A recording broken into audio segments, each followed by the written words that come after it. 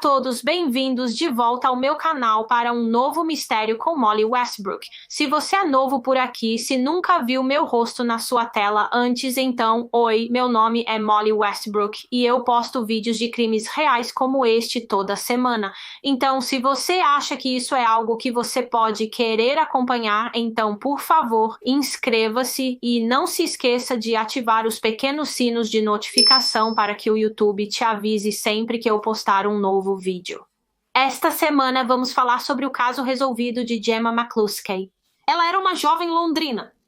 Agora, aqueles de vocês que também vivem no Reino Unido podem realmente reconhecer o nome de Gemma ou seu rosto, e isso é porque ela costumava estar em um programa de novela muito popular que temos aqui. Gemma era uma pessoa confiante e determinada que teve muito sucesso com sua carreira de atriz, mas então, um dia, em 2012, ela simplesmente desapareceu sem deixar rastros e uma investigação de pessoas desaparecidas foi iniciada pela polícia. E não demorou muito para eles identificarem um suspeito no caso. No entanto, este suspeito simplesmente chocou a todos. Ninguém podia acreditar que essa pessoa era responsável pelo que aconteceu com Gemma. Então, para o caso desta semana, estamos voltando quase uma década para o início de 2012 em Shoreditch, que é uma área na zona leste de Londres, na Inglaterra. Esta é Gemma McCluskey. Ela era uma mulher de 29 anos e nasceu no dia 5 de fevereiro de 1983. Os pais dela se chamavam Anthony e Pauline McCluskey e Gemma era uma de 3 filhos. Na verdade, ela era a mais nova de 3 filhos. Ela tinha 2 irmãos mais velhos chamados Danny e Tony. Danny era cerca de 8 anos mais velho que Gemma e Tony era 6 anos mais velho. O pai de Gemma, Anthony McCluskey, disse que quando ela nasceu era como se a pequena família deles estivesse completa. E a família McCluskey sempre viveu na área de East London, então isso era realmente tudo que Gemma conhecia. Anthony trabalhava como construtor e pedreiro e Pauline trabalhava como mãe em tempo integral. Ela ficava em casa cuidando dos 3 filhos e por todas as contas eles eram uma família feliz. Anthony e Pauline sempre fizeram o seu melhor para prover para seus filhos e dar a eles uma boa infância. Ao crescer, Gemma foi descrita como uma menina muito alegre, vivaz e engraçada, que tinha uma personalidade tão grande e vibrante. Ela era muito parecida com seu irmão Danny nesse aspecto.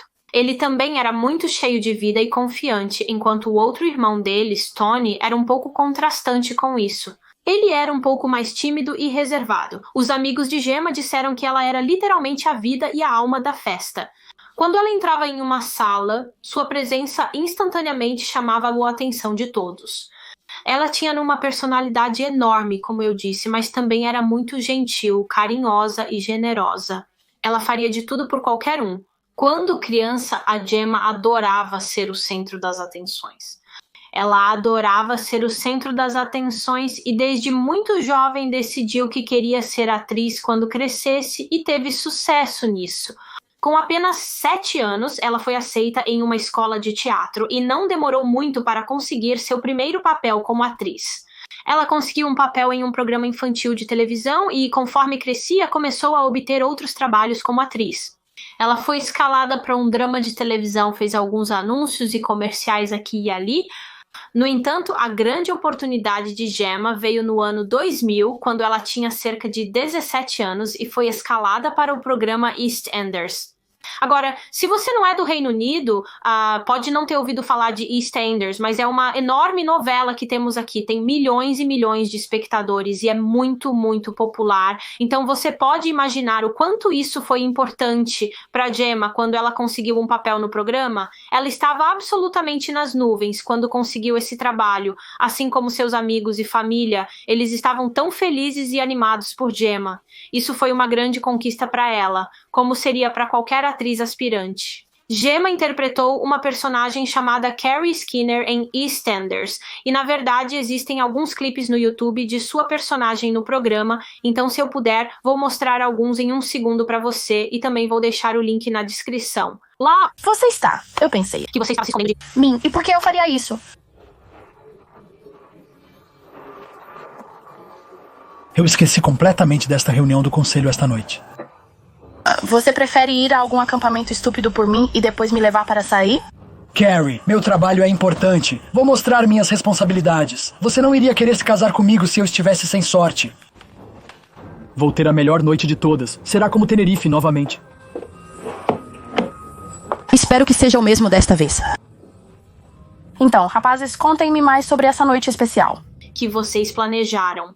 Gemma apareceu em cerca de 34 episódios de EastEnders, mas infelizmente, cerca de 3 meses depois que ela começou a trabalhar na novela, ela foi retirada do show em fevereiro de 2001, o que acho que a deixou bastante desapontada, mas ela não desistiu, continuou indo a outras audições e tentando outros papéis, mas eventualmente ela começou a perder sua paixão e interesse em atuar. Ela decidiu que não era mais para ela, pelo menos por enquanto não era para ela.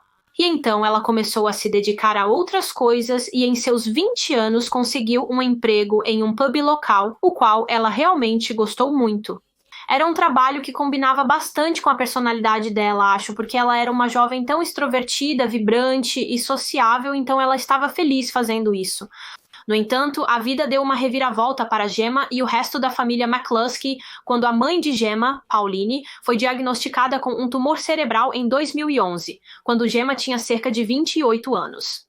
Na época em que isso aconteceu, Gemma estava morando em um apartamento na Powder Street, em Shoreditch, e ela estava morando lá apenas com sua mãe Pauline e um de seus irmãos, Tony, porque a essa altura, Pauline e o pai de Gemma, Anthony, haviam se separado, eles não estavam mais juntos, e então quando Pauline ficou doente, quando foi diagnosticada com o tumor cerebral, Gemma basicamente se tornou a cuidadora de sua mãe.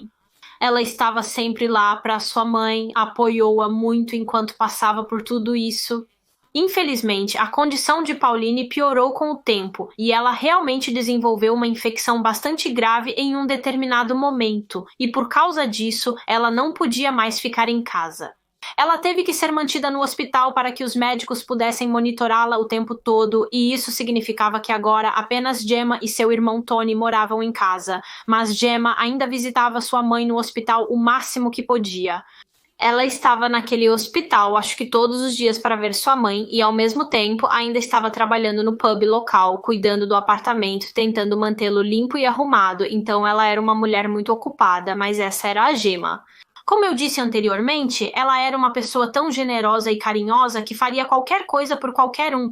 Ela estava sempre correndo, fazendo coisas para outras pessoas, o que é a razão pela qual foi um grande choque para todos quando, no início de 2012, Gemma McCluskey simplesmente desapareceu sem deixar rastro. No dia 3 de março de 2012, os irmãos mais velhos de Gemma, Danny e Tony McCluskey, e uma amiga próxima dela, chamada Nicole, foram todos juntos à delegacia local, e enquanto estavam lá, relataram que Gemma, de 29 anos, estava desaparecida, pois Gemma não tinha sido vista em dias. A última pessoa que viu Gemma foi um de seus irmãos, Tony. Ele disse que a viu no 1º de março, então 2 dias antes ele a viu em sua casa, no apartamento deles, na Powder Street, em Shoreditch. Mas quando ela saiu do apartamento naquela tarde, ela simplesmente nunca mais voltou para casa. E eventualmente, quando ela não retornou, Tony realmente começou a se preocupar com ela, porque ele estava tentando entrar em contato com ela. Ele estava ligando para ela para descobrir onde ela estava e quando ela voltaria, mas ela simplesmente não estava atendendo o telefone, o que era incrivelmente fora do comum para Gemma. Ela não era do tipo que simplesmente saía e não deixava ninguém saber onde estava e que estava bem. Então, o Tony ficou cada vez mais preocupado e começou a ligar para os membros da família e amigos perguntando se Gemma estava com eles ou se eles tinham visto ou ouvido falar dela, mas ninguém tinha. E, naturalmente, todos começaram a se preocupar com a Gemma também e se uniram para tentar encontrá-la. O irmão mais velho de Gemma, Danny, foi ao trabalho de Gemma, o pub local, para ver se eles a tinham visto, mas infelizmente as pessoas no pub também não a tinham visto. Na verdade, eles disseram que a Gemma não estava aparecendo para o seu turno. Ela deveria trabalhar na noite do dia em que foi vista pela última vez. No 1º de março, e ela simplesmente não apareceu. E ela não havia entrado em contato com o trabalho para avisar que não iria aparecer. Então, o trabalho dela tentou ligar para ela algumas vezes para ver o que estava acontecendo, se ela estava doente ou algo assim, e por isso ela não estava indo, mas eles também não tiveram sorte com isso. O telefone da Gemma caía direto na caixa postal. Foi tão estranho que, a princípio, todos pensaram que talvez a Gemma estivesse apenas ficando na casa de uma amiga ou algo assim. Mas quando todos os seus amigos foram contatados, todos disseram não saber onde ela estava, pois não estava com eles. E, eventualmente, 2 dias se passaram e ainda não havia sinal da Gemma e nenhum contato dela, e então seus entes queridos sabiam que era hora de pedir ajuda à polícia. E isso nos leva ao dia 3 de março de 2012. Quando os irmãos da Gemma, Danny e Tony, e sua amiga Nicole foram à delegacia e registraram um boletim de pessoa desaparecida. Então, a polícia colheu depoimentos de Nicole e dos 2 irmãos dela. Eles queriam especialmente ouvir Tony McCluskey. Eles precisavam de o máximo de informações possíveis dele, pois ele foi a última pessoa que viu Gemma no dia em que ela desapareceu. Então, eles colheram depoimentos de Tony e a busca policial por Gemma começou. E enquanto a polícia iniciava a investigação, seus amigos e familiares ainda faziam o máximo que podiam para tentar encontrá-la. Eles imprimiram fotos da Gemma, fizeram cartazes de desaparecida e os distribuíram, colocando-os em janelas e coisas do tipo. Eles entraram em várias lojas diferentes na área, apenas perguntando se alguém ali tinha visto a Gemma recentemente e, na verdade, eles conseguiram uma pista com isso. Quando eles entraram na loja local de kebab, um dos trabalhadores de lá disse que acreditava que a Gemma tinha vindo para a loja de kebab na noite em que ela desapareceu. Então isso foi depois que ela foi vista pela última vez pelo irmão dela, Tony. Então, depois que ouviram sobre isso, a polícia imediatamente coletou as imagens de circuito fechado de televisão da loja de kebab. Eles queriam examiná-las para ver se realmente era Gemma, mas na verdade não era essa mulher que entrou na loja de kebab, não era Gemma. O funcionário da loja de kebab estava enganado, então eles não tinham nada e infelizmente essa pista da loja de kebab resultou em um beco sem saída, mas eles continuaram com a investigação de qualquer maneira e muito em breve este caso chamou a atenção da mídia. Assim que a mídia descobriu que uma jovem estava desaparecida e que essa jovem justamente era uma ex-atriz de EastEnders, eles se interessaram muito pela história e todos estavam reportando sobre isso, o que, claro, era uma coisa boa. Quanto mais se falava sobre o desaparecimento de Gemma, melhor era a chance da polícia encontrá-la, porque agora o público sabia quem procurar e a polícia estava recebendo várias dicas e pistas do público, as quais eles estavam seguindo e investigando. No entanto, novamente, eles pareciam estar resultando em becos sem saída. Eles ainda não estavam mais perto de descobrir onde Gemma estava e o que havia acontecido com ela. Mas então, apenas 5 dias após Gemma ter sido vista pela última vez, na tarde de 6 de março de 2012, a polícia e os amigos e familiares de Gemma receberam a notícia que estavam absolutamente temendo, notícia que esperavam desesperadamente nunca receber. Por volta das 2:30 da tarde daquele dia, uma mulher estava navegando ao longo do canal do Regente em Hackney, que não fica longe de onde Gemma morava em Shoreditch.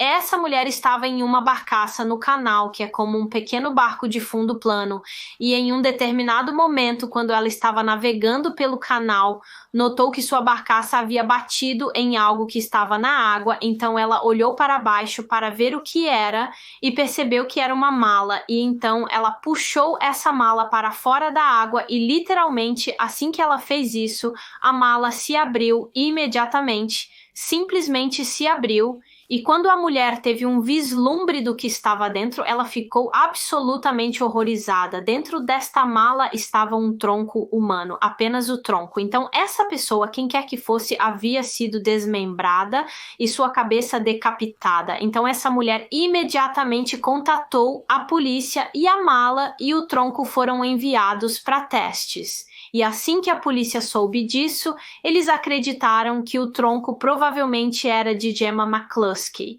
E eles não pensaram isso apenas porque ela estava desaparecida na época e ela havia desaparecido por dias. Eles também acreditavam que era ela, porque nesses restos, na parte inferior das costas desta pessoa, havia uma tatuagem de uma borboleta e a polícia tinha sido informada de que Gemma tinha uma tatuagem de borboleta nas costas, então tinha que ser ela, mas é claro que isso não poderia ser provado 100%, até que os testes de DNA fossem realizados e então o tronco foi enviado para um médico legista que logo confirmou através de testes de DNA que era Gemma McCluskey.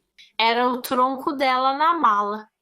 Após a descoberta do tronco, a polícia deu a notícia à família e amigos de Gemma, que ficaram devastados. Eles não podiam acreditar e não conseguiam entender por quê. Por que alguém iria querer fazer isso com a Gemma? Bem, era isso que a polícia agora tinha que descobrir. Quem fez isso com a Gemma e por quê? Qual era o motivo para quererem ela morta? Agora que o tronco de Gemma foi encontrado, essa investigação de pessoa desaparecida se tornou um inquérito de assassinato, e a primeira missão da polícia era encontrar o restante dos restos mortais de Gemma. Como eu disse, era literalmente apenas o tronco dela nesta mala. Então Gemma foi assassinada e depois seu corpo foi desmembrado e o médico legista precisava do restante do corpo para determinar qual foi a causa da morte dela. Então, mergulhadores foram enviados ao canal do Regente para ver se o assassino também havia jogado o resto dos restos mortais dela lá, e com certeza foi exatamente isso que eles encontraram. Nos dias seguintes, eles encontraram ainda mais partes do corpo, que eram membros humanos, ou seja, braços e pernas, e eles foram encontrados em sacos de lixo pretos. Acredito que cada membro estava em um saco de lixo separado e todos foram encontrados em diferentes pontos do canal. Obviamente, a água os havia carregado e, eventualmente, através de testes de DNA, esses membros foram confirmados como sendo de Gemma McCluskey. No entanto, ainda não havia sido encontrado todo o seu corpo. Sua cabeça continuava sumida. Infelizmente, os mergulhadores não a encontraram no canal junto com o resto do seu corpo. E sem isso, o médico legista ela ainda não conseguia determinar como ela morreu, então eles tiveram que continuar procurando. Enquanto isso, à medida que as buscas pela cabeça de Gemma continuavam, a busca por seu assassino também continuava. E como parte dessa investigação, a polícia realmente queria determinar exatamente o que Gemma estava fazendo no dia em que desapareceu. Eles começaram a tentar montar uma linha do tempo do que acreditavam ser seu último dia de vida, 1º de março de 2012, porque então, esperançosamente, ao rastrear seus últimos passos, eles poderiam ser capazes de identificar um suspeito. Então, vamos passar pela linha do tempo. Foi determinado que na manhã do 1º de março de 2012, Gemma estava em casa em seu apartamento em Shoreditch, onde ela morava com seu irmão Tony. Ela acordou naquela manhã, tomou café e se preparou para o dia. E então ela saiu do apartamento mais tarde naquela manhã e dirigiu até o Royal London Hospital em Whitechapel, porque a inauguração de uma nova ala do hospital estava acontecendo lá naquele dia. E uma das amigas de Gemma, a filha jovem dela, estava se apresentando lá como parte de seu coral escolar. Então Gemma foi para ver a apresentação nesta foto. Podemos ver Gemma filmando o coral escolar em seu celular. Ela é a mulher usando a blusa amarela. E ela filmou porque sua amiga infelizmente não pôde comparecer, então Gemma filmou sua filha para ela. Após a apresentação no hospital, a polícia descobriu que Gemma então foi à casa dessa amiga para mostrar a ela a gravação do coral e depois disso Gemma ficou e apenas conversou com suas amigas por um tempo. Elas tomaram algumas bebidas e parecia que estavam se divertindo muito. Embora suas amigas tenham dito à polícia que Gemma parecia um pouco nervosa e tensa, então elas perguntaram o que estava errado, e Gemma contou às suas amigas que naquela manhã ela e seu irmão mais velho, Tony, tiveram uma discussão. Na verdade, Gemma e Tony vinham discutindo e brigando muito recentemente. Então Tony McCluskey tinha 35 anos na época em que este caso ocorreu. Como mencionei anteriormente, ele era cerca de 6 anos mais velho que Gemma, e eles eram pessoas muito diferentes, o que fazia com que eles entrassem em conflito muitas vezes quando eram adultos. Como discutimos, Gemma era uma mulher muito ardente, muito ambiciosa, muito trabalhadora. Ela trabalhou muito para alcançar todas as coisas que fez, como por exemplo seu papel em EastEnders, enquanto seu irmão Tony era bem o oposto. Ele foi descrito como sendo muito preguiçoso. Ele realmente não fazia muito. Ele tinha um emprego de meio período como limpador de janelas, mas antes disso vivia trocando de emprego. Em um determinado momento, ele iria treinar para se tornar um construtor, assim como seu pai Anthony, e Anthony até comprou para seu filho um conjunto de ferramentas próprias que eram muito caras. No entanto, Tony rapidamente desistiu disso. Ele decidiu que não queria mais ser um construtor e então sim, como eu disse, ele estava sempre indo de emprego em emprego. Ele não conseguia manter um emprego por longo período.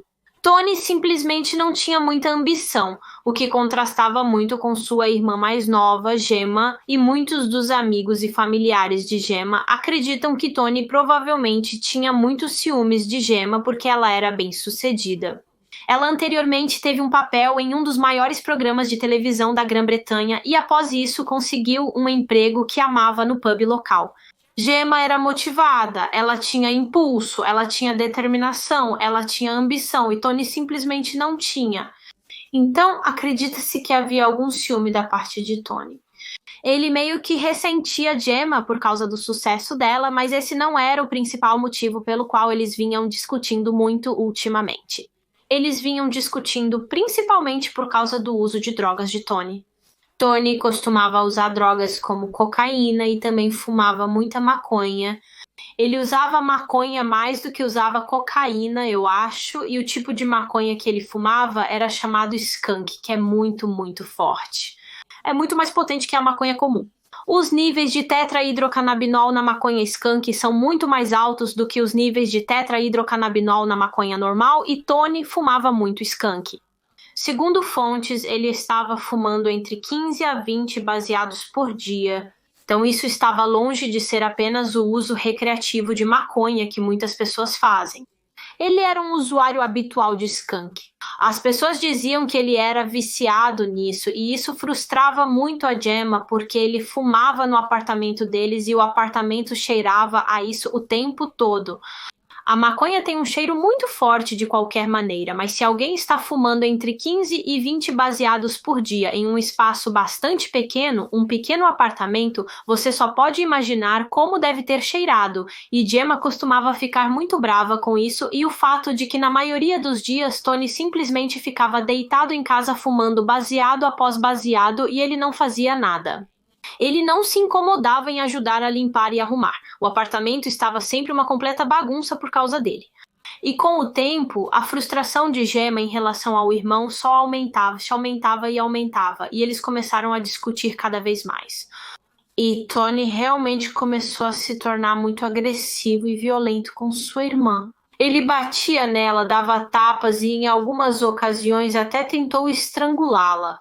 Durante as discussões, ele a agarrava pelo pescoço e começava a apertar e ela costumava ter marcas de contusão ao redor do pescoço. E quando a mãe deles, Pauline, ainda morava no apartamento antes de ser internada no hospital por causa de seu tumor cerebral, ela realmente escreveu para a autoridade local pedindo se eles poderiam, por favor, realocar seu filho Tony porque ele se tornou muito agressivo com a irmã. Mas, obviamente, parece que nada disso nunca deu em nada. Ele não foi realocado. E então, quando Pauline foi mantida no hospital para tratamento apenas 6 semanas antes da morte de Gemma, as discussões e as brigas só pioraram porque, como mencionei anteriormente, Gemma estava agora encarregada do apartamento. A mãe delas havia deixado Gemma no comando e Gemma não estava disposta a aguentar Tony mais, então eles estavam constantemente tendo discussões muito acaloradas, o que nos traz de volta aonde estávamos no caso. Se você se lembra, no dia em que Gemma desapareceu, no 1º de março, quando ela estava na casa de uma amiga, suas amigas notaram que Gemma parecia um pouco nervosa e quando perguntaram por quê, Gemma disse que era por causa de Tony. Ela disse que ela e Tony haviam tido uma discussão. Naquela manhã, porque basicamente quando Tony acordou, ele começou a preparar um banho para si mesmo, mas depois voltou para a cama e simplesmente adormeceu, deixando as torneiras abertas, e logo depois disso, Gemma entrou no banheiro e descobriu que a banheira estava transbordando, havia água por todo o chão. Ele havia inundado a casa. Praticamente sim, então ela acordou o Tony e começou a gritar com ele por causa do banho. Gemma estava tão cansada nesse ponto, ela estava cansada do comportamento do irmão e então disse a ele durante aquela discussão: arrume suas malas e vá embora. Eu não quero mais que você viva aqui e acredito que ela até disse a ele para não estar aqui quando eu voltar, certifique-se de que você se foi. Gemma então deixou o apartamento para ir ao hospital ver a apresentação do coral da escola e depois disso é quando ela parou na casa de uma amiga onde contou às suas amigas sobre a discussão dela e de Tony e suas amigas mais tarde contaram à polícia que enquanto Gemma estava lá, ela realmente falou com Tony ao telefone. Ele ligou para ela e basicamente começou a gritar com ela pelo telefone. Ele estava, obviamente, muito irritado, porque ela havia dito a ele naquela manhã para se mudar e ele estava gritando tão alto que todas as amigas de Gemma podiam ouvi-lo. Após essa ligação telefônica, Gemma deixou a casa de sua amiga às 1h15 da tarde. Ela voltou para seu carro e seguiu para casa. E há imagens de circuito fechado de televisão do carro dela entrando na Rua Powder às 1h50 da tarde, Rua Powder sendo a rua em que ela morava. Então sabemos que ela chegou em casa naquela tarde, no entanto, ela nunca apareceu para o seu turno no pub mais tarde naquela noite, então algo deve ter acontecido com ela naquela tarde. E depois de aprender tudo isso com os amigos dela sobre como Tony e Gemma vinham brigando muito recentemente e como Tony havia sido violento com Gemma em várias ocasiões e como na manhã do desaparecimento dela, eles tiveram uma discussão e ela tentou expulsá-lo. Depois de aprender tudo isso, a polícia obviamente ficou muito desconfiada de Tony McCluskey, de 35 anos. Eles começaram a pensar se Tony estava envolvido em tudo isso. Todo esse tempo, Tony vinha agindo como esse irmão mais velho cuidadoso que estava tão preocupado com sua irmãzinha porque ela estava desaparecida. Mas será que tudo isso era uma encenação? Ele teria algo a ver com o assassinato de sua própria irmã, porque estava tão bravo com ela por dizer para ele arrumar suas malas e sair de casa? Até este ponto, Tony nunca havia sido tratado como uma pessoa de interesse ou um suspeito na investigação pela polícia. Ele foi tratado como uma testemunha porque disse que foi a última pessoa a ver Gemma. Ele disse que ela saiu de casa na tarde do 1º de março e ela simplesmente nunca mais voltou. Então eles o trataram como testemunha. Eles pensaram que ele era apenas um irmão preocupado com sua irmãzinha, porque não tinham motivo para pensar de outra forma até que souberam sobre o tipo de relacionamento que ele e Gemma tinham antes do desaparecimento e assassinato dela. Então eles realmente começaram a duvidar da inocência de Tony, e foi quando eles realmente olharam para o comportamento de Tony desde o desaparecimento de Gemma que começaram a ver as coisas sob uma nova luz, eu acho. Gemma foi relatada como desaparecida em 3 de março, 2 dias após ter sido vista pela última vez. Se você se lembra, foram os 2 irmãos dela, Danny e Tony, e a amiga de Gemma, Nicole, que registraram o boletim de pessoa desaparecida. E como ele foi a última pessoa a ver Gemma, a polícia estava obviamente muito interessada em obter uma declaração de Tony e anotar em detalhes exatamente o que aconteceu quando ele a viu pela última vez, como onde ele estava, que horas ele a viu pela última vez. Ela disse algo que poderia indicar para onde estava indo e a resposta de Tony a essas perguntas basicamente apenas continuava mudando e mudando. Ele diria uma coisa num minuto e outra coisa no próximo, como por exemplo, a hora. Em um momento, ele disse que a última vez que viu Gemma foi por volta das 3 da tarde daquele dia e depois mudou completamente isso e disse, não, foi em um horário diferente. Ele nunca se manteve na mesma história. Ele mudou sua versão dos acontecimentos cerca de 3 vezes, eu acredito. E Danny McCluskey, o irmão mais velho de Tony e Gemma, estava lá naquele momento. Ele estava na delegacia com Tony quando ele estava dando seu depoimento e ficou tão frustrado com Tony e o fato de ele continuar mudando sua história. Acho que Danny realmente gritou com Tony na delegacia e disse, Tony, você precisa pensar, precisa se lembrar, porque esses policiais precisam de tanta informação quanto possível. E na época, Danny pensou que o motivo de Tony continuar mudando sua história era apenas porque ele estava drogado de toda a maconha que tinha fumado. Mas talvez não fosse esse o caso. Talvez ele estivesse realmente mudando sua história constantemente porque matou Gemma e estava tentando não se incriminar. Mas essa não foi a única coisa estranha que as pessoas notaram sobre Tony durante o tempo em que Gemma estava desaparecida. O comportamento de Tony era um enorme contraste com o comportamento de Danny.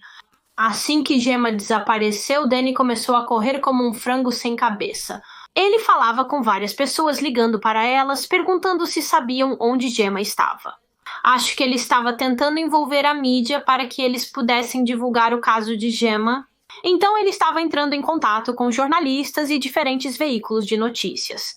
Ele saiu para procurar a Gemma pessoalmente junto com outros amigos e familiares, enquanto Tony apenas ficou em casa. Enquanto seu irmão mais velho, Danny, e todos os outros estavam fazendo o máximo para encontrar a Gemma, ele ficou em casa e não fez nada. Quase como se ele não se importasse. Ele disse às pessoas na época que estava fazendo isso apenas no caso de Gemma retornar, caso ela voltasse para casa, mas agora parecia que ele poderia estar envolvido, então talvez ele não estivesse fazendo nada porque sabia que não havia motivo. Ele sabia que Gemma não estava mais viva porque ele a matou. Havia muitas coisas muito estranhas sobre Tony McCluskey e suas ações depois que Gemma desapareceu. Mas é claro que a polícia não percebeu isso até que ele se tornou uma pessoa de interesse, até descobrirem que ele poderia ser muito violento e simplesmente vil com sua irmãzinha. Mas, neste momento, a polícia não tinha absolutamente nenhuma evidência ligando Tony ao crime. Não havia evidência alguma para provar que ele estava envolvido no assassinato de sua irmã. A polícia precisava encontrar provas que confirmassem que ele era o assassino ou provas que o descartassem como suspeito. Então, para tentar encontrar algumas evidências, a polícia e uma equipe forense revistaram o apartamento de Tony, o apartamento que ele dividia com Gemma, porque era o último lugar onde ele disse que viu sua irmã, e eles encontraram algumas coisas no apartamento, uma delas sendo uma faca. Na cozinha havia um bloco de facas e quando eles puxaram uma das facas, notaram que tinha um pouco de sangue nela. No entanto, acredito que era literalmente uma mancha de sangue muito pequena, então não é evidência de que foi usada em um assassinato, porque se fosse o sangue de Gemma na faca, poderia ter sido apenas de onde ela talvez se cortou acidentalmente enquanto estava cozinhando ou algo assim. Pequenas manchas de sangue também foram encontradas no banheiro da casa e, quando testadas, descobriu-se que eram de Gemma. Este era o sangue de Gemma no banheiro, no entanto, novamente isso não prova realmente nada. Era uma quantidade tão pequena de sangue que poderia ter vindo de qualquer coisa. Ela poderia ter se cortado acidentalmente no banheiro. Ela pode ter se cortado ao se depilar com uma lâmina ou algo do tipo. Qualquer coisa poderia ter ocorrido. Não havia sangue suficiente para indicar que um assassinato ocorreu ali. Eles realmente não encontraram nada incriminatório na casa. Então, após isso, eles deram uma olhada nos registros telefônicos do Tony e descobriram que no dia seguinte ao último dia em que Gemma foi vista viva, ou seja, no dia 2 de março, ele havia enviado uma mensagem de texto para Gemma. Essa mensagem basicamente dizia que ele tinha ido ao hospital naquela manhã para ver a mãe deles, Pauline, e que ela estava bem, os médicos estavam satisfeitos com o progresso dela. E então, no final da mensagem, Tony colocou "te amo" com alguns hashes no final como beijos, o que parece uma mensagem de texto normal e inocente enviada de um irmão para sua irmã. No entanto, quando a polícia olhou as mensagens de texto anteriores que Tony havia enviado para Gemma, essa realmente se destacou.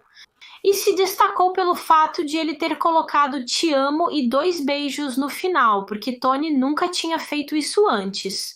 Ele nunca terminava suas mensagens de texto para Gemma dizendo "te amo". Na verdade, a maioria das mensagens que ele enviou para Gemma antes disso tinha um tom muito desagradável e agressivo. Ele era terrível com ela quase sempre.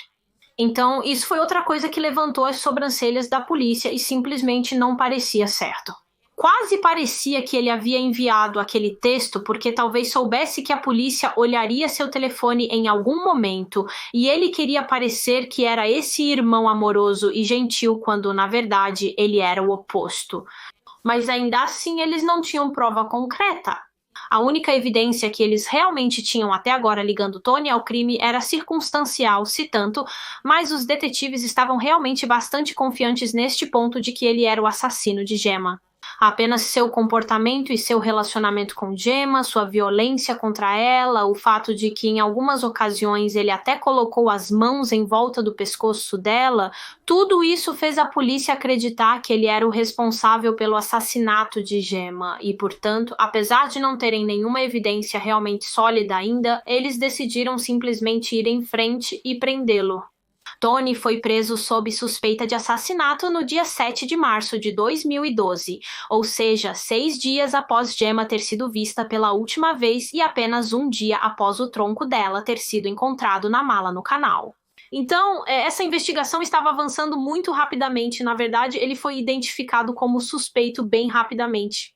Uma vez que ele foi preso, obviamente foi levado à delegacia e foi interrogado.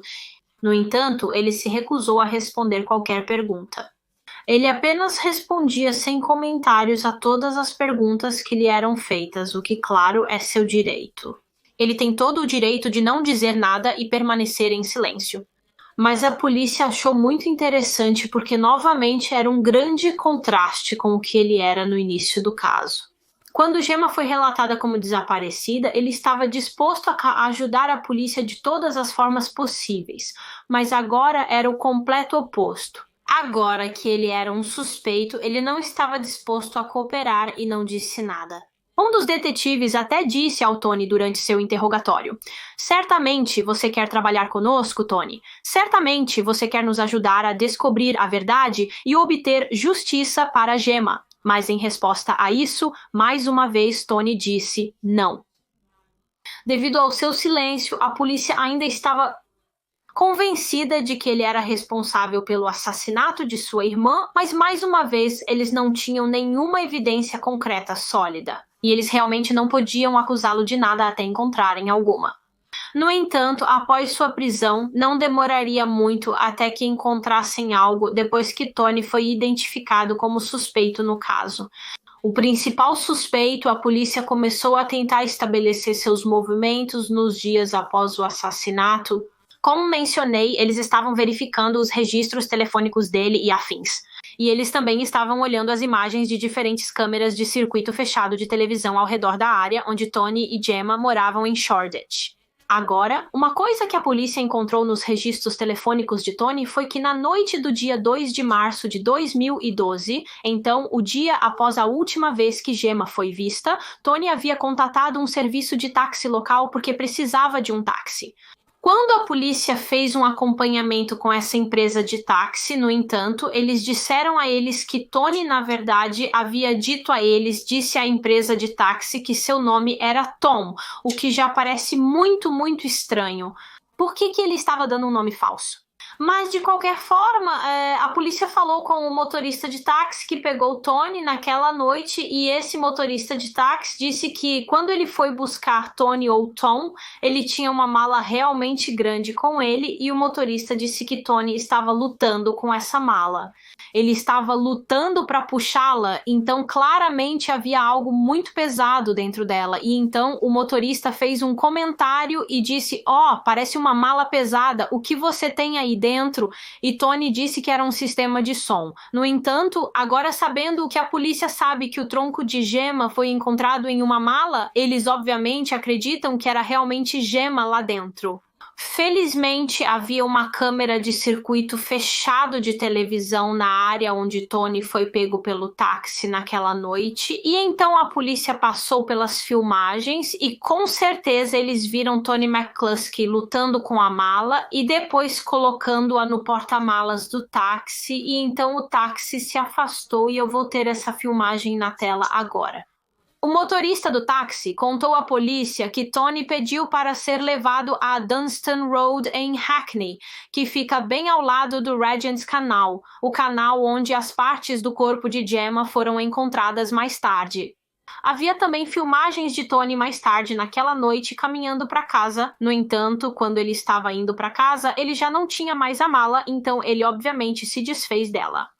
Então, assim que a polícia descobriu tudo isso e encontrou essas filmagens, eles imediatamente apreenderam o táxi que foi usado para buscar Tony naquela noite, e ele foi examinado por cientistas forenses. E no porta-malas deste veículo, eles encontraram vestígios de sangue e quando este sangue foi testado, foi determinado que era o sangue de Gemma McCluskey. E essa foi a prova concreta que a polícia estava esperando, a prova de que eles precisavam. Como mais o sangue de Gemma poderia ter parado no porta-malas daquele táxi?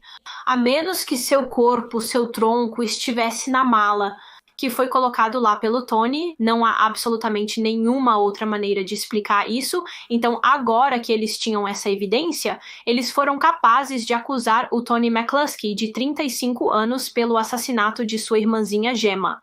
Ele foi acusado no dia 10 de março, 9 dias depois dela ter desaparecido e ter sido assassinada. E como você certamente esperaria, o resto da família McCluskey ficou absolutamente chocado e devastados quando descobriram que o monstro que fez isso com a Gemma, que a assassinou, desmembrou-a e depois jogou as partes do corpo dela no canal, era seu próprio sangue do seu sangue. Seu próprio sangue do seu sangue. É inacreditável pensar que alguém poderia fazer isso com seu próprio irmão. Quero dizer, para qualquer pessoa, como você pode fazer isso com alguém, mas com seu próprio irmão, eu posso imaginar o quão horrível isso deve ter sido para os entes queridos da Gemma. Na verdade, muitos deles não acreditaram. Eles simplesmente não podiam acreditar que Tony seria capaz de fazer isso. E então eles mostraram à família. Acredito que eles mostraram a Gemma e ao pai do Tony, Anthony, e ao irmão mais velho deles, Danny, as imagens de circuito fechado de televisão do Tony arrastando a mala e colocando-a no porta-malas do táxi. E acho que foi só então que eles realmente perceberam, para eles quando perceberam que era verdade.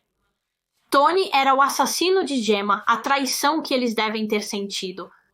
Depois disso deve ter sido demais para suportar, especialmente considerando o fato de que quando Gemma desapareceu, Tony estava agindo como este irmão amoroso e cuidadoso que estava tão preocupado com sua irmãzinha. Ele até consolava os outros. Ele estava confortando os outros membros da família porque eles estavam, é claro, muito chateados porque não tinham ideia do que aconteceu com a Gemma e se ela estava em perigo. E, no entanto, o tempo todo ele sabia exatamente o que aconteceu. Ele sabia que ela estava morta. Agora, como sabemos até agora no caso, a única parte do corpo da Gemma que não foi recuperada foi a cabeça dela. O resto do corpo dela, como o tronco e os membros, foram recuperados do canal, mas a cabeça dela não. E como mencionei anteriormente, sem isso, o médico legista infelizmente não conseguiu determinar a causa da morte, porque o resto do corpo dela não parecia ter nenhum ferimentos, além dos cortes e mutilações de onde ela havia sido desmembrada. Eu acho que, além disso, ela tinha apenas alguns hematomas, mas não havia nada que indicasse qual poderia ter sido a causa da morte dela. Então, por exemplo, não havia ferimentos de facada, então foi teorizado que ela deve ter sofrido algum tipo de lesão na cabeça ou algo assim, e isso foi o que a matou, mas, obviamente, isso não pôde ser confirmado porque eles não tinham a cabeça dela. A busca pela cabeça dela continuou nos meses seguintes. O canal foi revistado, mas nada foi encontrado. Eles simplesmente não conseguiram encontrá-la. Mas então, no dia 6 de setembro, 2012, mais de 6 meses. Depois que Gemma foi morta, a polícia finalmente recebeu a ligação. A cabeça de Gemma finalmente havia sido encontrada. Foi descoberto quando alguns membros da comunidade local estavam limpando o lixo em outra área do canal, e uma dessas pessoas, um homem, avistou um saco de lixo preto na água. Então ele o pescou e o abriu, e quando fez isso ficou horrorizado ao descobrir que dentro deste saco havia uma cabeça humana decepada. E então ele imediatamente contatou a polícia, e essa cabeça foi eventualmente determinada como sendo de Gemma. E quando foi examinada por um médico legista, eles estabeleceram que a causa da morte de Gemma foi um trauma contundente na cabeça. Gemma foi espancada até a morte com algum tipo de objeto contundente. O patologista disse que provavelmente era um cinzeiro, como um cinzeiro de vidro ou algo assim, e a partir de um exame no crânio de Gemma, ele conseguiu concluir que ela foi atingida com este objeto pelo menos 2 vezes e isso teria causado uma hemorragia no cérebro. Ele disse que ela poderia ter sido atingida mais vezes, era difícil dizer, mas pelo menos 2 vezes ela foi atingida com um objeto pesado e isso rachou seu crânio. Então, agora que eles finalmente sabiam exatamente como Gemma morreu, isso era ainda mais evidência contra Tony. O julgamento de Tony McCluskey começou no dia 14 de janeiro de 2013 no Tribunal Old Bailey, em Londres, e o motivo do caso ter ido a julgamento foi porque ele decidiu se declarar inocente. Ele ainda negava que havia assassinado sua irmã. No entanto, o que Tony e sua equipe de defesa esperavam era que ele fosse condenado por homicídio culposo, porque na época do seu julgamento, Tony agora alegava que a morte de Gemma foi meio que em legítima defesa. Ele finalmente admitiu neste ponto que ele era o responsável pela morte dela, mas disse que ela só morreu porque ele estava tentando se defender dela. A nova história de Tony era que no dia da morte de Gemma, 1º de março de 2012, Gemma chegou em casa naquela tarde depois de ter ido à casa de uma amiga e ela estava com raiva. Ela estava com raiva porque Tony ainda estava no apartamento depois que ela disse a ele naquela manhã para arrumar suas malas e sair. Após o incidente que aconteceu com a banheira, Tony deixou a água correr e inundou a casa. E então, quando ela voltou, começou a gritar com ele, dizendo coisas como: "Por que você ainda não foi embora? Eu disse para você ir embora." E Tony disse que ela ficou tão brava que ela pegou uma faca e começou a ir em direção a ele. E então, pensando que ela iria atacá-lo com essa faca, ele a agarrou, empurrou-a para o chão e disse que deve ter pegado um objeto pesado e batido na cabeça dela com isso. Ele basicamente disse que a matou porque se não o fizesse, ela o mataria. E então ele alegou que não conseguia se lembrar do resto. Ele disse que simplesmente apagou e não conseguia realmente se lembrar de desmembrá-la e descartar o corpo dela convenientemente. No entanto, como você esperaria, a maioria das pessoas, incluindo a polícia e a promotoria, não acredita nisso de forma alguma. Eles não acreditam que ele simplesmente apagou e não conseguia se lembrar do que fez. E eles não acreditaram que ele matou Gemma em legítima defesa e então durante o julgamento a promotoria apresentou ao júri o que eles acreditam que realmente aconteceu com base nas evidências que a polícia havia coletado. A promotoria disse ao júri que Tony McCluskey era um homem muito ciumento que ressentia sua irmã há muitos anos. Ele não suportava o fato de que Gemma era claramente mais bem-sucedida do que ele. Gemma era inteligente, determinada, extrovertida, trabalhadora e Tony era o completo oposto. Ele era preguiçoso, não gostava de trabalhar, tudo o que realmente queria fazer era ficar em casa o dia todo, todos os dias, usar cocaína e fumar entre 15 a 20 baseados de cannabis skunk, e estava cansado do fato de que Gemma estava sempre reclamando dele. Ela estava cansada da bagunça que ele fazia em casa. Ela estava farta do cheiro na casa por causa dele fumando skunk lá dentro. E Gemma era uma jovem mulher muito ardente. Ela não tinha medo de enfrentar as pessoas, incluindo Tony, e ele odiava isso. Em sua mente, ele provavelmente estava pensando que direito ela tem como minha irmã mais nova para me dizer o que fazer. Mas, na verdade, ela tinha todo o direito, como eu disse algumas vezes neste vídeo, quando a mãe deles, Pauline, foi internada no hospital por causa de seu tumor cerebral, ela pediu a Gemma para cuidar do apartamento e assumir o comando. Então, Gemma tinha todo o direito de exigir que Tony parasse de fazer o que estava fazendo, mas ele obviamente não concordava e isso levou a muitas discussões e brigas entre eles, durante as quais Tony frequentemente se tornava violento. Ele batia em Gemma e até a estrangulava e então, no 1º de março de 2012, os irmãos brigaram novamente, mas desta vez escalou rapidamente e Tony foi longe demais.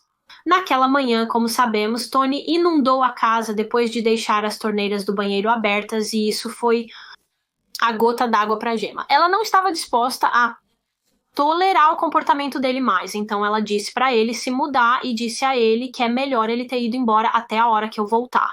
Após isso, ela foi para a apresentação do coral da escola no hospital e depois foi para a casa de uma amiga, onde contou às amigas sobre a briga que teve com o Tony naquela manhã. Enquanto estava na casa da amiga, ela recebeu uma ligação do Tony, durante a qual ele estava gritando e berrando com ela pelo telefone. Provavelmente ele disse a ela nesta ligação que não iria a lugar algum. Ele se recusava a sair e então Gemma deixou a casa da amiga por volta de 1h15 da tarde e foi para casa confrontar Tony. Seu carro foi flagrado pelas câmeras de segurança às 1h50 da tarde, entrando na rua Powder, onde ela morava. Agora, nenhum de nós sabe exatamente o que aconteceu quando Gemma chegou em casa, exatamente como as coisas aconteceram, porque as únicas duas pessoas que podem nos contar isso são as duas pessoas que estavam lá, Gemma e Tony. Mas Gemma não pôde contar sua história porque ela estava morta, e obviamente Tony não planejava contar a verdade tão cedo. Mas muitas pessoas acreditam que esse crime foi premeditado. Eles acreditam que Tony planejou o assassinato de Gemma. Ele estava tão bravo com ela que decidiu que quando ela chegasse em casa naquele dia, ele iria matá-la. E foi exatamente isso que ele fez. Quando ela chegou em casa, acredita-se que eles começaram a discutir novamente, entraram em uma briga física e a briga terminou com Tony pegando um objeto contundente pesado, provavelmente um cinzeiro, e com isso ele bateu na cabeça da irmã e ela morreu. Depois que ela morreu, Tony decidiu que precisava se livrar do corpo dela de uma maneira que, esperançosamente, ela nunca seria encontrada, para que ninguém jamais descobrisse o que ele fez e então ele decidiu desmembrá-la. Acredita-se agora que, inicialmente, Tony tentou usar uma faca da cozinha para cortar o corpo de Gemma. Lembra que mais cedo falamos sobre como uma das facas do bloco da cozinha tinha um pouco de sangue nela? Essa foi a faca que ele usou para tentar desmembrá-la, mas ele percebeu muito rapidamente que isso não iria funcionar. A faca não era afiada o suficiente para cortar o osso e então ele desistiu disso, ele deixou o apartamento e foi comprar um cutelo de carne. Ele também foi ao Tesco local, acredito eu, e comprou alguns sacos de lixo pretos e muitos produtos de limpeza, e quando voltou ao apartamento, usou o cutelo de carne para desmembrar sua irmãzinha. Depois de cortar o corpo dela em partes, ele colocou essas partes em sacos de lixo e colocou o tronco dela na mala. No dia seguinte, ele começou a colocar sua história de cobertura em ação. Ele enviou algumas mensagens de texto para sua namorada. Ele tinha uma namorada na época com quem tinha um relacionamento muito instável, mas ele apenas mandou uma mensagem para ela dizendo algo como: "Desculpe, não voltei para você ontem. Eu apenas desmaiei ontem à noite. Não estava me sentindo bem, etc." E como sabemos, ele também enviou mensagens para o telefone da Gemma. Mais tarde, naquele dia, ele mandou uma mensagem para ela dizendo que acabara de ver a mãe deles no hospital, que os médicos estavam satisfeitos com o progresso dela e no final da mensagem ele disse: "Te amo." E quão doente e distorcido é isso? Ele está mandando mensagem para a irmã dizendo "te amo", sabendo muito bem que no dia anterior ele a havia brutalmente assassinado e depois desmembrou o corpo dela. Esta mensagem que ele enviou para ela foi apenas para que ele pudesse encobrir seus rastros. Neste momento, quando as mensagens foram enviadas, o corpo de Gemma ainda estava fisicamente no apartamento. Ele ainda não havia se livrado dele. Não foi até mais tarde naquela noite que ele contatou a empresa local de táxis. E ele pegou um táxi para a rua Dunstan e quando foi deixado lá, ele arrastou a mala ao longo do canal e a jogou na água. E então ele voltou mais tarde naquela noite com as outras partes do corpo, as que estavam em sacos de lixo. Ele voltou para o canal e jogou eles na água também. Ele provavelmente pegou o táxi apenas para a mala, porque ela continha o tronco da Gemma, então teria sido muito pesado, ele não teria conseguido arrastá-lo todo o caminho. Ele precisava de um carro para transportar isso. Ele poderia ter usado o carro da Gemma, mas eu não acredito que ele realmente soubesse dirigir. Então, depois que ele se desfez do corpo dela, ele limpou meticulosamente o apartamento. Ele usou todos os produtos de limpeza que havia comprado na loja e limpou e fez um trabalho muito, muito minucioso. Um trabalho muito bom, porque se você se lembra, quando a polícia o revistou, eles só encontraram algumas manchas de sangue aqui e ali, embora tenham encontrado algo mais no apartamento, o que indicava que um desmembramento havia ocorrido lá. Era uma partícula minúscula de matéria corporal. Matéria que veio de dentro do corpo da Gemma, e isso foi descoberto pela perícia no armário do banheiro da casa, mas era tão pequeno, e isso junto com as poucas manchas de sangue. Isso foi tudo que a equipe forense encontrou no apartamento, deixando a polícia perplexa. Eles até fizeram testes com luminol, que é um produto químico frequentemente usado em investigações de assassinato. É usado por cientistas para mostrar onde já houve sangue. Então, se uma cena de crime sangrenta foi limpa por um assassino, sim, pode parecer limpa, mas se você borrifar luminol sobre a cena, como nos pisos ou paredes, ele mostrará onde o sangue estava anteriormente, mas foi lavado. E testes de luminol foram feitos no apartamento de Tony e Gemma, mas nada foi encontrado, o que confundiu muito a polícia. Você esperaria que se um desmembramento tivesse acontecido lá, haveria sangue por toda a cena. No entanto, o que a polícia acredita que Tony fez para evitar espalhar sangue por todo lugar foi provavelmente colocar o corpo de Gemma em algo antes de desmembrá-la, como uma lona de plástico ou algo do tipo, para evitar sujar o chão com sangue. Acredita-se que ele também usava macacão e luvas e depois limpou a cena cuidadosamente com produtos químicos de limpeza. Ele fez tudo o que possivelmente podia para tentar evitar que uma equipe forense encontrasse qualquer evidência de DNA e, depois de ter feito tudo isso, continuou com sua história de encobrimento. Ele começou a ligar para o resto da família e amigos de Gemma, dizendo que estava realmente preocupado com Gemma porque ela saiu de casa no 1º de março e nunca mais voltou para casa. E então, 2 dias depois, no 3º de março, ele e seu irmão Danny e a amiga de Gemma, Nicole, foram à delegacia e registraram um boletim de pessoa desaparecida. Então ele fez tudo isso, ele tentou tanto encobrir seus rastros. E ainda assim, em tribunal, ele alegava que teve amnésia após o assassinato. Ele não se lembrava de nada. Ele disse que apagou completamente depois de atingir a Gemma. Ele não se lembrava de desmembrá-la. Ele não se lembrava de jogar as partes do corpo dela no canal. E ele não se lembrava de limpar a cena do crime. Mesmo que ele tenha feito tudo muito bem. O que, claro, ninguém acreditou de jeito nenhum. Ninguém acreditou que ele simplesmente não tinha memória de ter feito isso, e isso incluía o júri. No final do julgamento, Tony McCluskey foi considerado culpado pelo assassinato de sua irmãzinha Gemma McCluskey, e ele foi condenado à prisão perpétua com um mínimo de 20 anos. Então, no mais cedo possível, ele poderia ser libertado em 2033. Depois que Tony foi enviado para a prisão, seu pai, Anthony McCluskey, realmente tomou a decisão de que ainda manteria contato com seu filho, ele ainda iria visitá-lo na prisão, apesar do que ele fez com sua filha Gemma. Imagino que isso provavelmente chocou muitas pessoas quando ele revelou isso, mas Anthony disse que já estava tão desolado por ter perdido um filho, ele havia perdido Gemma que não queria perder outro. Apesar do que Tony fez, ele ainda era seu filho e ele não queria perder 2 filhos, então ele ficou ao seu lado. Ele visitava Tony, escrevia cartas para ele na prisão e Tony respondia. No entanto, Anthony ficou muito frustrado com Tony ao longo do tempo, porque ele pedia para ele contar a verdade sobre o que aconteceu, sobre o que ele fez com Gemma. Tudo que Anthony queria de Tony era que ele finalmente admitisse o que tinha feito, mas ele nunca fez. Apenas continuou com sua história de que não conseguia se lembrar, que simplesmente apagou e não conseguia se lembrar de uma única coisa. E além disso, Tony não mostrou qualquer culpa ou remorso, era honestamente como se ele não se importasse, ele não se importava que tinha matado sua própria irmã, sua irmãzinha, e então, depois de um tempo, Anthony simplesmente decidiu que já era o suficiente. Ele não podia manter contato com Tony se ele nunca fosse assumir o que fez e mostrar remorso, então ele o cortou completamente. Ele o deserdou e parou de contatá-lo, ele não queria mais nada a ver com Tony. Infelizmente, a mãe de Gemma, Pauline, faleceu em 2013, apenas um ano após o assassinato de sua filha, devido a um tumor cerebral, embora eu tenha certeza de que o estresse e o trauma do que aconteceu com sua filha provavelmente contribuíram para sua morte no final.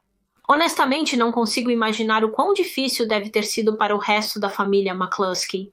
Este é um caso tão único, nunca me deparei com um caso como este antes e nem consigo começar a entender o quão angustiante e devastador deve ter sido para os envolvidos, especialmente Danny McCluskey, Tony e irmão de Gemma. Não consigo imaginar o quão difícil deve ter sido para ele aceitar o fato de que seu irmão havia matado sua irmã. Ele havia perdido ambos os irmãos. Agora, algo que eu ainda não mencionei neste vídeo é que Tony McCluskey, na verdade, não foi a única pessoa que foi acusada e condenada por algo em relação ao caso de Gemma. Eu realmente não tinha certeza de quando mencionar essa parte, então pensei em incluí-la no final, mas basicamente no dia 6 de março de 2012, 3 dias depois que Gemma foi dada como desaparecida e no mesmo dia em que seu tronco foi descoberto na mala no canal, apenas algumas horas antes da mala ser encontrada, Tony McCluskey realmente recebeu alguns telefonemas de um homem que afirmava ter sequestrado sua irmã Gemma. Ele disse que estava mantendo ela em um quarto trancado e disse que só a devolveria viva se Tony pagasse um resgate de 2 milhões de libras e $500 em dinheiro iraquiano. Agora, no momento em que essas ligações foram feitas, obviamente a polícia ainda não suspeitava de Toni, porque o corpo de Gemma nem sequer havia sido encontrado. Neste ponto, ela ainda estava desaparecida, e então eles levaram essas ligações muito a sério, pensando que Gemma ainda poderia estar viva e que realmente estava sendo mantida refém por este chamador. A polícia investigou as ligações, que foram rastreadas até um endereço a cerca de 30 milhas de distância em Kent. E quando eles entraram na propriedade, Gemma, claro, não estava lá. Este chamador estava mentindo na ligação telefônica. O homem que fez essas ligações falsas se chamava Sam Dunn. Ele tinha 19 anos e assim que a polícia percebeu que as ligações que ele fez eram uma farsa, ele foi preso por desperdiçar o tempo da polícia. Sam disse que quando fez essas ligações ele estava bêbado, estava alto depois de fumar um pouco de maconha e estava com amigos, e ele disse que tinha visto o cartaz de desaparecida de Gemma McCluskey nas redes sociais com os números de contato de seu irmão, os números de contato de Danny e Toni, e então ele decidiu ligar para os irmãos. Ele ligou para Toni algumas vezes e acredito que também ligou para Danny e afirmou que havia sequestrado Gemma e que não a devolveria a menos que eles pagassem um resgate. Ele também disse nessas ligações que havia despido Gemma e a havia agredido sexualmente e disse que fez isso por diversão. Ele achou que seria uma piada engraçada. Honestamente, mas eu me sinto doente dizendo isso.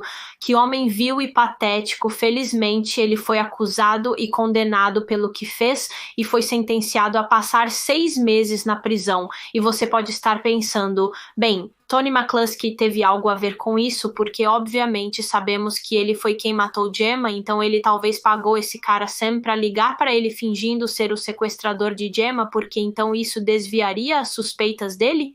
Bem, a resposta é não, ele não fez isso. Toni, na verdade, não teve nada a ver com essas ligações falsas, embora provavelmente tenha agradecido por elas na época, porque realmente desviou a polícia de suas suspeitas por um curto período, mas não, ele não estava envolvido nisso. Mas é isso para este caso. Esse é o caso de Gemma McCluskey. Estou ansiosa para ouvir o que pensam sobre este caso, pois é tão louco. Então, deixem-me saber suas opiniões nos comentários e, como sempre, me informem sobre quaisquer outros casos que vocês gostariam de ver eu cobrir neste canal. Por favor, informe-me nos comentários ou através do formulário de solicitação de casos linkado na descrição. Muito obrigada a todos por assistirem. Por favor, deixe seu like neste vídeo e se inscreva se ainda não o fez. E nos veremos novamente na próxima semana para outro Mistério com Molly. Tchau, pessoal!